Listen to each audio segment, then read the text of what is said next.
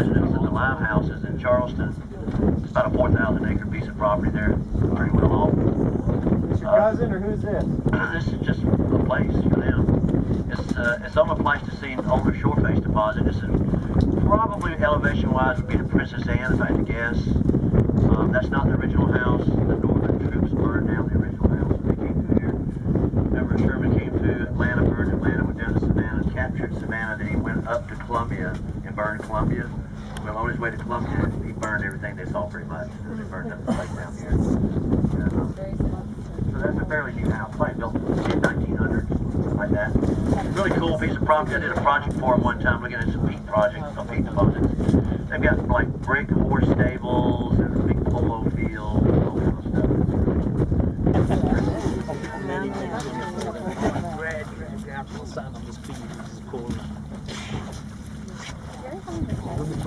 Yeah, that's awesome. Telling Rusty where he's going.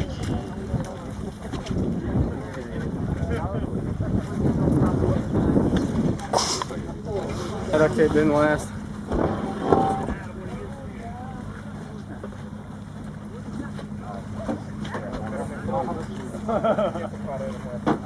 Oh, this is pressure.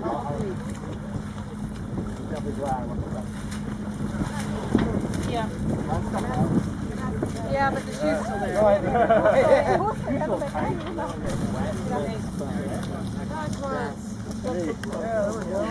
Got it. These things weigh about 10 pounds more now. Yours aren't even bad.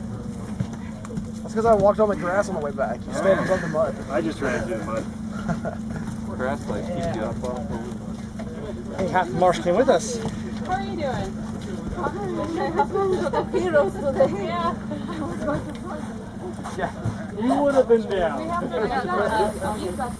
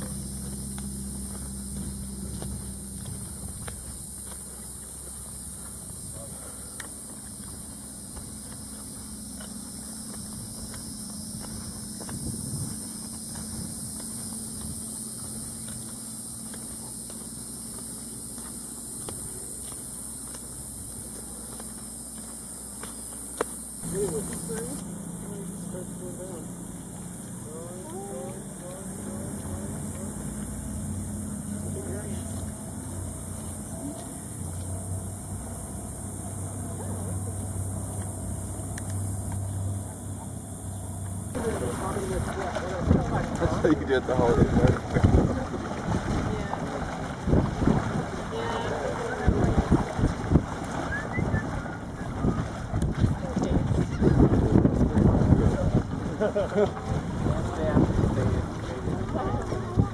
Getting the first hit here, or?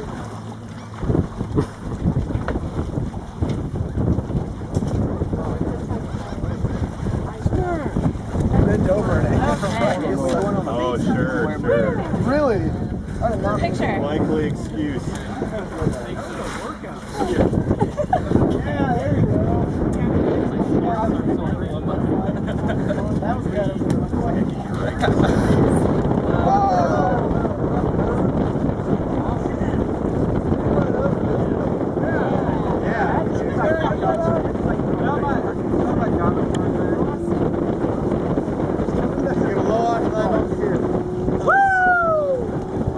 Got bear! Yeah.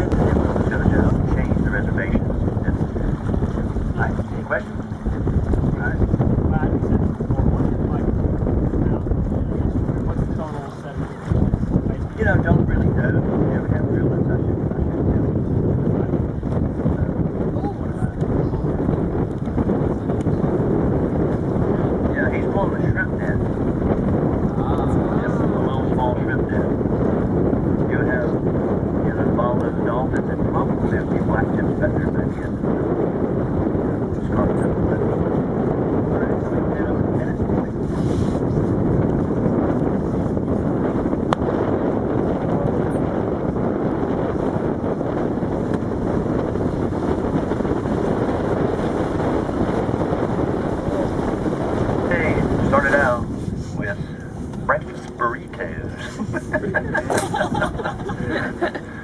They're not half bad, I guess. It could be worse. You all showed up pretty promptly. I have been pretty impressed, generally speaking, about y'all's attendance. I really appreciate that. And then you had not one, not two, but three. What kind of lectures? Glorious. What'd you say? That's a little better. So anyway, I hope you learned a little something about estuaries today. That's the purpose inside Valley Field Systems. And then we did a little summary discussion in general, kind of a fun thing to do. Then we rode down to the Ashy Poo, and there you go. So let's talk about what kind of river system were we in today, or still in, actually, or getting ready to re-enter. Yeah, like river system. Hopefully you noticed the difference. They're strikingly different in pretty much all aspects. Now, I would hope that you could clearly distinguish in your mind the difference between a delta and an estuary, if you ever had any doubts. This animal right here is very different than the Santee Delta. You know, so I mean, I think you could definitely recognize the difference in the subsurface, in my opinion. You know, so hopefully you could. But there would be a crossover at some point.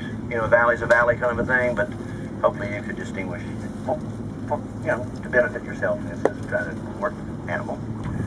And of course, I like Nichols and Biggs' model a lot.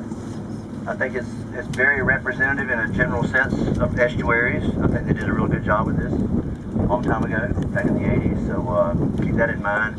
Sediment from the fluvial system can come all the way out to the front. Marine sediment can't typically make it all the way up, maybe halfway. Remember the zone of turbidity maximum, more bed load out front, more bed load up dip, more suspended load deposition. I think we saw good examples of that today. So anyway, there you go for that.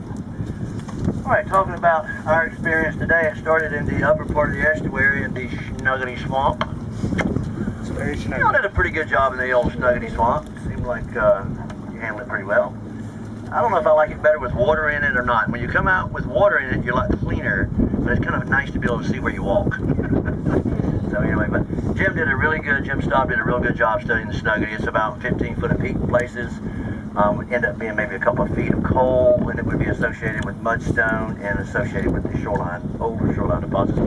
But in the ancient, you would have a hard time telling 100,000 year difference, I bet.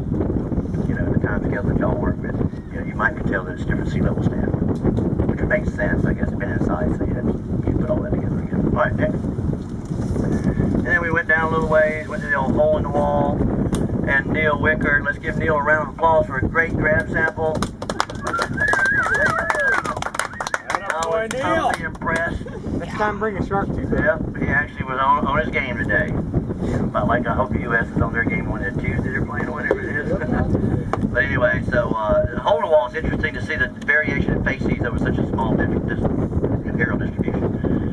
Really coarse-grained material in the base of the channel, the fine and medium sand up top, and then the mud plug if it meanders around a little bit, which it does. All right, the fluvial part of the estuary, remember channels. 80% of the fluvial part, maybe even 90% of the fluvial part of the estuary is not even on this diagram. You'd have to have another whole sheet up here, at least, to see, you know, the actual fluvial part of the estuary. So I'm really impressed, you know, in this particular model, in this particular estuary, how many channels are in that area. All right, then we went on further down dip. Of course, we went to the marsh. Marsh is always fun, but don't forget the marsh. And then after that, we get into an area where there's a lot of interbedded sands and muds. A lot of tidal type bedding. You could have everything from glaciers to wavy bedded to lenticular bedded, so kind of keep that stuff in mind. And we got down to the Tidal River Point Barrow and the Edisto. And that's what a core might look like from that particular location, which is very much a strongly signature tidal bed. And I'm positive it would have IHS issues, so I can't imagine. And then we kept going to see where the next stop was the old mud flat. Yeah! Always a good time. Sorry we had an injury today. Mr. Will, I don't know why he was sticking his hand down there, but he did. Did he cut his finger? So we need to make sure we take care of that. I'm hungry. As you're hungry. Anyway, but everybody got a good appreciation for the grain size change, I would think. You know, so it's pretty neat. Real good example. Something you'll probably remember. Here, J.M. Van Stratton's tidal flat kind of situation. So that was tucked up. Last couple of discussions been in the central part of the estuary. Now we're going to break out to the front of the estuary. Large sand flat right over here. That's a gorgeous feature. fun place to go to and wander around a little bit. And all the sand out front is really spectacular. I mean, it really is a lot of sand at this. We calculated at least 1 and maybe up to 1.5 billion cubic meters of, I mean, absolutely gorgeous sand out front. A lot of sand. You saw how big it was. You know, there's definitely potential for very high energy out there. You know, exposed right up to the open Atlantic Ocean. And then, You guys mining that sand for beach replacement? Oh yeah, absolutely. This is just a model. You know, you can come up with a lot of them. This is one we just had laying around, so I had to show it to you. So this is more of a micro-tidal model where you have a bayhead delta. But our model, from a gross facies perspective, would be very similar. You have a fluvial part of the system, a muddy part of the system, and a sandy part of the system out front. So I think these are like gross, you know, assumptions of the basic facies you might expect to find as you move down the facility, so to speak, and or the estuary.